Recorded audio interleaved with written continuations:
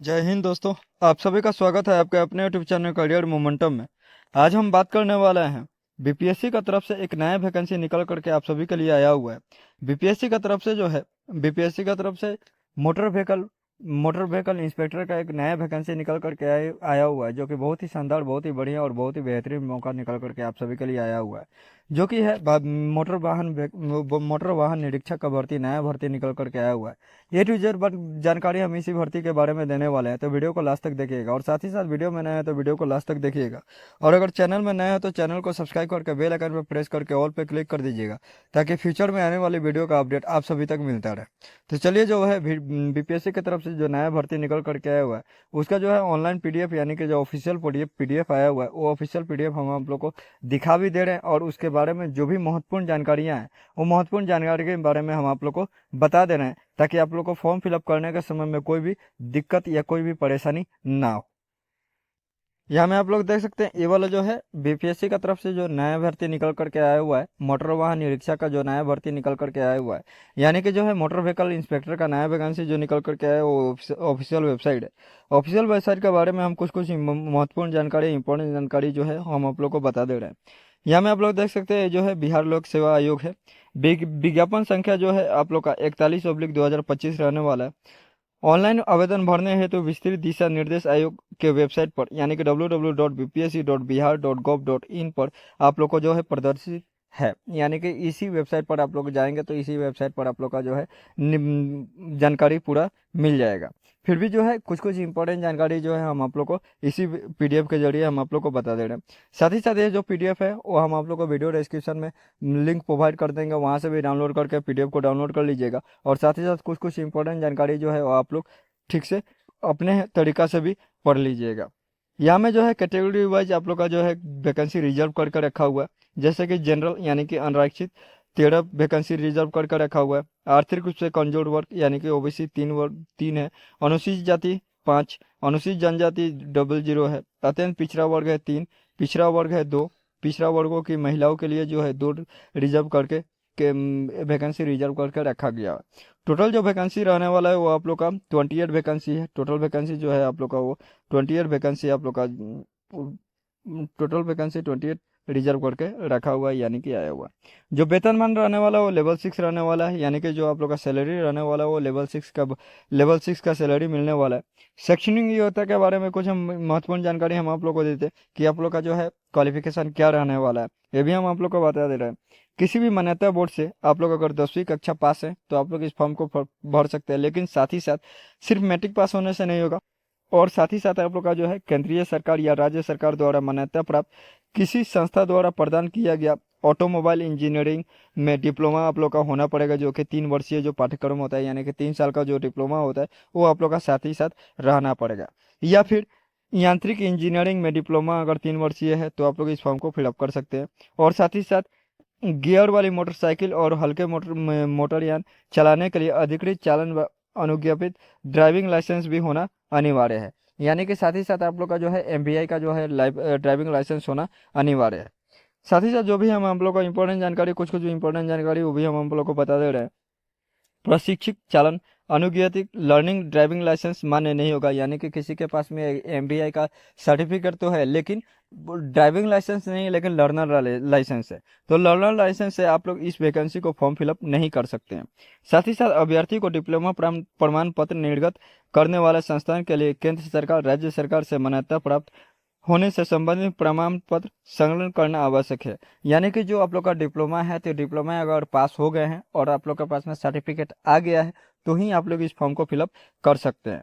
साथ ही साथ automobile engineering में डिप्लोमा, यांत्रिक इंजीनियरिंग में डिप्लोमा विषय के अतिरिक्त संबंध ALLIED विषय से संबंधित डिग्री अंक पत्र मान्य नहीं होगा। अगर ये चीज़ है तो आप लोग इसके लिए मान्य नहीं किया जाएगा। लेकिन अगर आप लोग के पास में डिप्लोमा है, सर्टिफिकेट आप लोग का 3 वर्षीय जो सर्टिफिकेट होता है, 3 साल का जो कोर्स होता है, अगर वो आप लोग के पास में सर्टिफिकेट है तो आप लोग इस फॉर्म को फिलअप कर सकते हैं।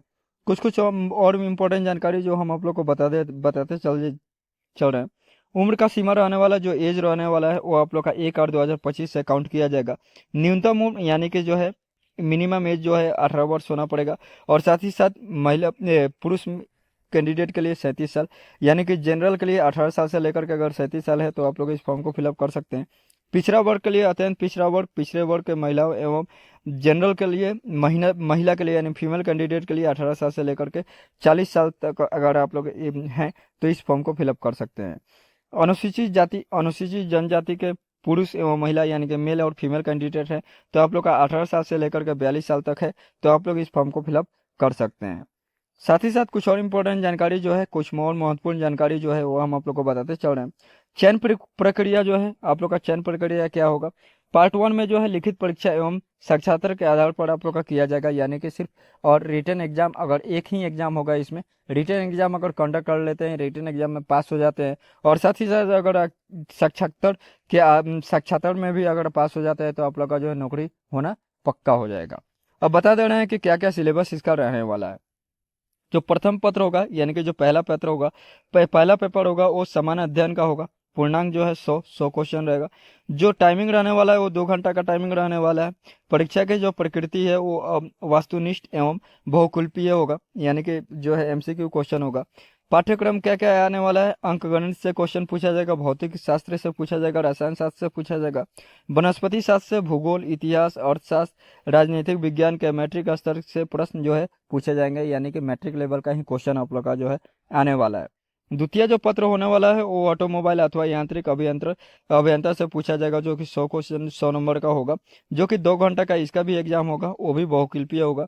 इसमें क्या क्या पूछा जाएगा, इस प्रश्न पत्र का पाठ्यक्रम जो होगा, जो बिहार राज्य तकनीकी शिक्षा परिषद द्वारा क्रमशः ऑटोमोबाइल अभियांत्रिक डिप्लोमा अथवा यांत्रिक अभियंत्रियों डिप्लोमा हेतु निर्धारित, अगर आप लोग डिप्लोमा है तो इससे आधारित पर ही इसी के बेस पर आप लोग का जो है क्वेश्चन पूछा जाएगा।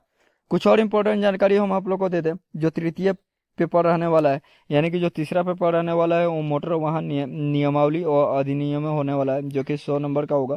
2 घंटा का पेपर होगा, जो कि बहुकल्पीय होगा। बिहार मोटर वाहन नियमावली 1992, मोटर वाहन अधिनियम 1988 एवं केंद्रीय वाहन नियमावली 1989 से आप लोग का जो है कुछ क्वेश्चन पूछा जाएगा, इंटरव्यू टाइप का होगा और कुछ नहीं होगा। साथ ही साथ कुछ और इम्पोर्टेंट जानकारी हम आप लोग को बताते चल रहे हैं, जो कि आप लोग का इम्पोर्टेंट रहने वाला है। आप लोग के पास में जैसा जैसा सर्टिफिकेट होगा उसी हिसाब से आप लोग का जो है नंबर मिलेगा। तो आप लोग इसे भी एक बार आप लोग पीडीएफ डाउनलोड करके, मेरा वीडियो डिस्क्रिप्शन में पीडीएफ डाउनलोड कर देंगे, दे देंगे, वहाँ से डाउनलोड करके इसे एक बार ठीक से आप लोग अपने हिसाब से एक बार पढ़ लीजिएगा। जो मेन इंपॉर्टेंट जानकारी है वो हम आप लोग को बताते चल रहे हैं। आरक्षण आप लोग को मिलने वाला है, आरक्षण भी आप लोग के लिए हम बता दे रहे हैं। ऑनलाइन आवेदन पत्र में इंगित कॉलम में आरक्षण का दावा नहीं करने पर आरक्षण का लाभ नहीं होगा, यानी कि अगर आप लोग जनरल दिए हैं तो सिर्फ जनरल ही कैटेगरी में आया जाएगा। अगर एससी एसटी नहीं देंगे तो बाद में जाकर के कंप्लेन ये नहीं करने सकेंगे कि हम एसटी में हैं या एससी में हैं, तो हम एससी एसटी में ही हम मेरा जो है नियमावली कीजिए। लेकिन अगर जनरल डालेंगे तो जनरल में ही आप लोग का जो है काउंट किया जाएगा। साथ ही साथ हम एक और चीज जानकारी हम आप लोग को दे दे रहे हैं। आरक्षण का लाभ उन्हीं उम्मीदवारों को मिलेगा जिनकी अस्थायी निवासी बिहार राज्य में है, अर्थात जो बिहार के मूल निवासी हैं।